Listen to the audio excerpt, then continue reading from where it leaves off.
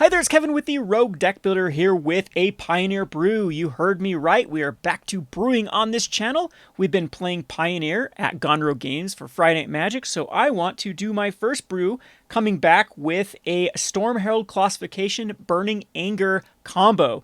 Now, you guys have probably seen these lists before. I know there's other YouTubers that have run these lists. However, most of them have been playing blue with like the Ledger Shredder, and I particularly don't like that draw-go type style of deck. I think that this is more in a Grease Fang shell is a lot better for the Storm Herald combo, meaning that you're just going to mill and trying to find the combo and just make your opponents respond to you rather than trying to play a little bit of draw go kind of counter magic and then assemble the combo. So Jun does a very well job of milling and finding the combo, but before we get into the deck list, let's just explain the combo for you. So the combo is Storm Herald, which came out from Theros Beyond Death. Is actually a card that I brewed quite extensively in the format. Is in my top 10 list of cards that I actually would miss post-rotation, and I said that this card would definitely see play in Eternal formats like Modern or Pioneer. It just needed the right enablers. And what I like about Storm Herald is this card gets better and better as more cards are printed into Magic the Gathering. So, Storm Herald is a 3 mana, 3/2, has haste, and when it enters the battlefield, you can return any number of Aura cards from your graveyard to the battlefield attached to creatures you control. And so it's got a very, very powerful ability. Like I said, any Auras that are printed makes this card better and better, and we actually do have a one-turn combo with this card utilizing Burning Anger, which is a card from the core set 2015, which says enchanted creature gains the ability of this creature deals damage equal to its power to target creature or player by tapping. So it's kind of like a, not even a fling effect, just a prodigal sorcerer, but reading the power of the creature. And of course, we got Classification, which is a 7 mana aura from Ikoria, which gives that creature +20/+20. So the combo is you cast Storm Herald. Hopefully you've milled your Burning Anger and Classification into the graveyard.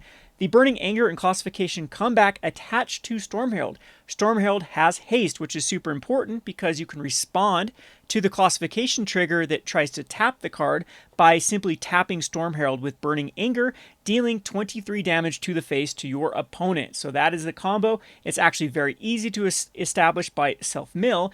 In the Jun colors, it is very, very easy to do that. So let's just go down the list of cards that we're utilizing in this one. The first one being Stitcher's Supplier. This one is a 4 of in the deck because it's the most powerful card in the deck, as it is 1 mana and enters the battlefield, mills 3, and then when it dies, it will mill another 3. So it's going to get 6 cards for just 1 card. It's going to give you that pivotal first turn. We're not doing anything else on our first turn except hopefully casting a Stitcher's Supplier, and then we're hoping to chump block with the Stitcher's Supplier to add even more cards.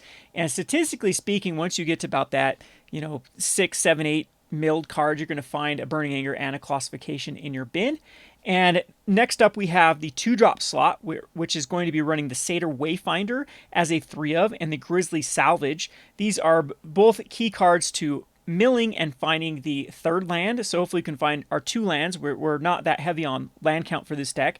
So the Satyr Wayfinder will mill 4 cards, hopefully find a land that goes back in your hand that you can play. And the Grizzly Salvage, same thing. It either digs for your Storm Herald, or it finds you another land. You reveal the top 5 cards of your library. You can put a creature or a land into your hand. And so both these are very, very powerful by finding that 3rd land. Hopefully finding the red source if you need a red source, or whatever source you need at that point. Or like they said with the Grizzly Salvage, it can actually find the Storm Herald. And the other 2-drop, which is super, super strong in this deck, is the Scrapwork Mutt that I'm also running a 3 of. So we're running the 3/3 split for the Stitchers, or the Scrapwork Mutt and the Satyr Wayfinder. So both of those you could adjust accordingly to your heart's content of which one you think does better. What I like about the Scrapwork Mutt is that when it enters the battlefield, you can discard a card if you do draw a card. So it has that loot effect, and that is super, super strong if you have the cards in your opening hand. It also has Unearth just for 2 mana. So what is really cool about this card is if you do self-mill with like the Grizzly Salvages or the Satyr Wayfinders or the Stitcher's Suppliers, is you can simply just pay 2 mana, Unearth the Scrapwork Mutt to then discard either a Burning Anger or a Classification from your hand to draw another card. So if those combo pieces get stuck in your hand, no problem. We're just going to get rid of them with the Scrapwork Mutt. Next up, we're going to have the Eldritch Evolution. This card is really, really strong with the Stitcher Supplier because you sacrifice the Stitcher Supplier and then you can go get a Storm Herald. So if you have to just do a Hail Mary, if you're going to die on the next turn or something, you don't have the combo, you can sacrifice the Stitcher Supplier with Eldritch Evolution and hopefully find that last combo piece in the graveyard before you go and tutor up the Storm Herald. The Storm Herald then can come in and hopefully finish off the game. So that's a neat little combo with the Eldritch Evolution. Kind of rounding out the deck, we're in the red, so you might as well, in the Jund color, so you might as well run the Fable of the Mirror Breaker and the Blood Type Harvester combo. So what's really good about both of these cards is these cards need to be answered. This is just really the whole core to a lot of the other Rakdos decks at the moment in Pioneer, whether it be Rakdos Sacrifice or even being the Rakdos midrange. Everyone knows about this combo with the Blood Type Harvester and the Fable of the Mirror Breaker. So what's good about Blood Type Harvester is very aggressive, is a 3/2 for 2 mana. Creates that blood token. You can then sacrifice the Blood Type Harvester to then kill a creature. It's a very good chump blocker. The blood token is another way to get particular auras out of your hand that might be stuck in your hand. And the same thing goes with the Fable of the Mirror Breaker. It's going to create you that 2/2 that then every time it attacks, it creates a treasure token. And then you start to loot on the second mode. And if it gets to the third mode, being able to copy a creature, we actually have some neat little things we can do in this deck. But the obvious one is just copying Blood Type Harvesters. There's a lot of particular creature-based decks that cannot deal with this combo. Once the Fable of the Mirror Breaker turns into the Kiki, then you can then create each turn you can create a Blood Type Harvester. If you happen to get 2 of the Fable of the Mirror Breakers flipped over, they can actually create an army by themselves and finish off the game. And another kind of neat little combo that I found with this deck is if the Fable of the Mirror Breaker is flipped over and you only have a classification in your bin, you actually can make a copy of the Storm Herald at the start of your end step. So the beginning of your end step is already triggered. You can bring a copy of the Storm Herald in. Classification will come to the battlefield and not exile because we've already passed the beginning of the end step, and then you'll be able to untap and swing with at least a big creature. Now, whether or not your opponent has any creatures out, you don't have any evasion in this deck through trample or whatnot, but hopefully that could be lethal like an end of turn little combo, which actually has happened in some games that I have played myself. So that's kind of the list of the deck. There is one other cool card that I've been messing around, which is Tyvar, Jubilant Brawler. This is this is probably my favorite Planeswalker. You're going to see a lot of brews upcoming with this particular card because I'm just in love with Tyvar, Jubilant Brawler. It's a 3-mana Planeswalker for 3 loyalty, which allows you to activate the abilities of creatures as though they had haste. Now, there's some neat stuff you can do with this as well with Storm Herald, being able to just go the Burning Aegir and classification go on another creature, or if you have multiple copies in the graveyard, these can go on other creatures, and Tyvar gives them basically the pseudo haste to activate Burning Anger because that is an activated ability at that point. And so that's a neat little combo with Tyvar. But the main thing with Tyvar is the -2, which just allows you to mill 3 cards and bring back a 2-drop. And we are playing plenty of 2-drop targets, whether it be the Mutts or the Satyrs or the Stitcher Suppliers. It's going to be another thing that is going to get, typically with Tyvar, you can get multiple activations. They don't want to kill it. Oftentimes, if they do, they waste an attacker to at that point, kill just a 1 loyalty Planeswalker. And that is going to just be more fuel for the deck to then find those Burning Angers and classifications. And like I said, there's some other cool, neat interactions with Tyvar. Like Tyvar allows the Fable of the Mirror Breaker, when it flips, to have the pseudo haste, which actually is very relevant. And it's just all in all good cards. We are running 2 Tyvars to kind of round out the deck.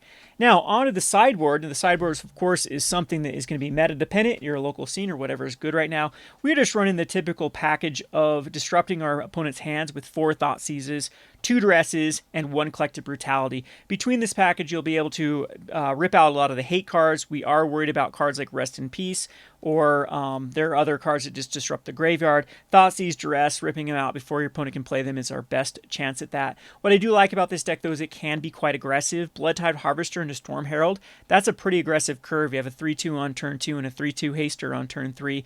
There are some decks, if they just go hyper focus on shutting down your combo with a lot of graveyard hate, you can just actually beat them down with this, the Storm Heralds, the Harvesters, the Fable, the Mirror Breakers, and that's what's kind of neat with this particular shell. Our next little package, of course, is to play a little bit of control. The Witherbloom command is very good in this deck because you can mill cards with one of the modes. You can destroy non-creature, non-land permanent with mana value 2 or less. Those are your Rest in Peace or Unlicensed Hearse, those type of cards that disrupt the graveyard. And the other ability of giving a creature -3, -1 can kill an elf. And if you need to gain life, it's actually not that bad against like the burn matchups to just drain 2 and gain 2.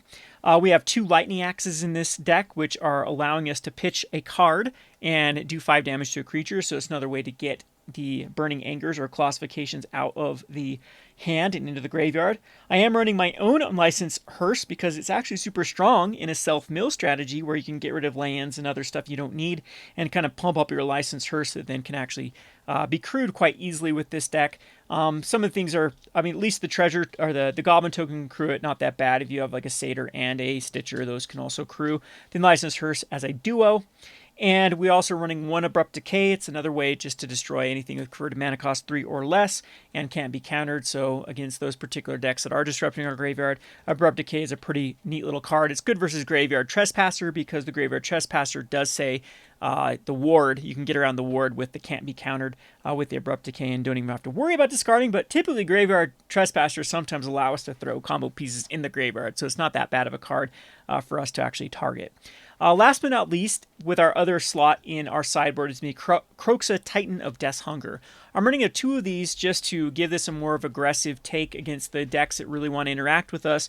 Then they have to deal with a Kroxa, Titan of Death's Hunger. We're going to be milling our self-milling quite a bit into our graveyard, and then Kroxa is going to be able to recast multiple times. And it's just a very aggressive card. And again, we're not the most aggressive shell, but like I mentioned with the Bloodhive Harvester and the Storm Heralds, it's just a really can be a really aggressive curve that some decks are going to have trouble dealing with. They're just so hyper-focused on shutting down the combo. So that is my first Pioneer Brew in a while. We got some other goodies coming up. Now, at first here, we are going to be taking a look at some decks that have archetypes out there and tuning them. There are a little bit of a spoiler. I have an Asurek brew that is coming up, and we do actually have some new cards from the latest March of Machine sets, and we'll have cards from the subsequent sets. So we are playing Pioneer at Gonro Games on Friday at 5 p.m. If you are local, you can come and play. Each week we're going to try a different theme to try to spice things up and have different point multipliers. For the next week, we're going to be trying cards out of March of the Machines. So if you do have a deck that is focused on a March of the Machines card and do brew a Pioneer deck, you get bonus points for playing that particular deck. No other restrictions, though. You can always come with your regular Pioneer deck and have fun playing here at Gonro Games. So be looking forward to a new spicy March of the Machines brew for our next Pioneer deck that will be coming out. This has been Kevin with Rogue Deck Builder. Thanks for watching.